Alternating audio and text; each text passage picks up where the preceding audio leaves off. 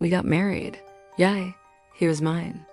I remember saying it in my head like a little girl finally holding the doll she always dreamed of. He was the prize, my prize. For me, he was the dream man, the Prince Charming, the fantasy guy every girl writes about in her diary, and I was the one who got chosen. I was the lucky one. Or so I thought. Back then, the narrative I told myself was that I was the chosen one. He picked me. Out of every woman in the world, he picked me. The ideal man that everyone wanted, handsome, kind, successful, charming, chose me.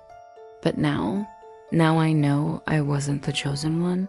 I was the sacrifice. In the early days after the wedding, he was the gentlest soul I'd ever known. You wouldn't believe how thoughtful he was. He would ask me, with so much softness in his voice, if I wanted to change anything in the furniture. If you don't like anything in the apartment, tell me, Habibti. He'd say, we'll change it. Every single detail, every tiny thing in my life, he took care of. He'd ask what I craved, and we'd go to the fanciest restaurants, dress up, take pictures like we were celebrities. In the middle of a store, he'd wrap his arms around me, kiss me on the forehead, and whisper, what would my love like to eat tonight? I slept between his arms like a baby finding home. I felt safe. That's the only word that fits. The safest place on earth wasn't a location, it was his embrace. He didn't want to see me sad. That was his ultimate goal. Or so I thought. He seemed obsessed with my happiness. Everything he did was to please me, make me smile, pamper me, shower me in love. And I was flying. My sisters and family would call to check on me. We lived in a different country, so they wanted updates. How's he? How's marriage life? How's he treating you?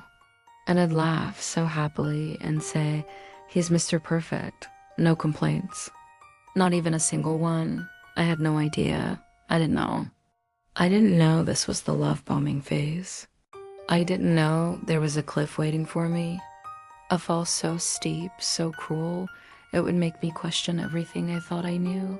But back then, I was just happy. We traveled to 5 countries for our honeymoon.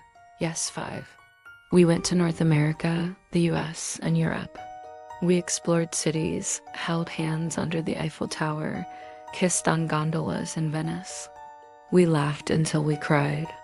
We shopped until we couldn't carry our bags. We matched in outfits, in energy, in life. He felt like my soulmate, and not just soulmate, more like my soul. I loved him in a way that felt ancient, like I'd known him in a past life. Like I was made from the same dust as him. He had me all in, 100%.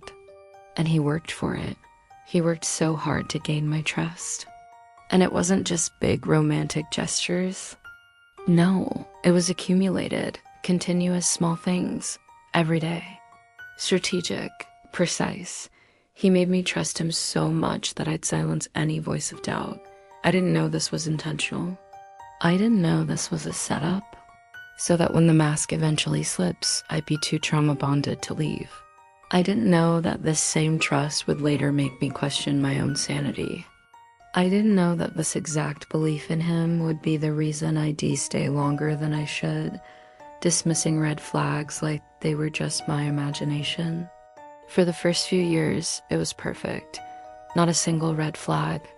And if you're rereading this and wondering how someone stays in a narcissistic relationship for so long, this is the reason. Because they create something called trauma bonding. They build trust. They wear a mask. You don't fall in love with a monster. You fall in love with the mask. Don't blame yourself. They are master manipulators. They plan every move. And then ... the second year of marriage, I got pregnant. And just like that, the mask fell off. Everything changed. Oh my God. What happened? Do you want to know what happened? Stay tuned for the next episode.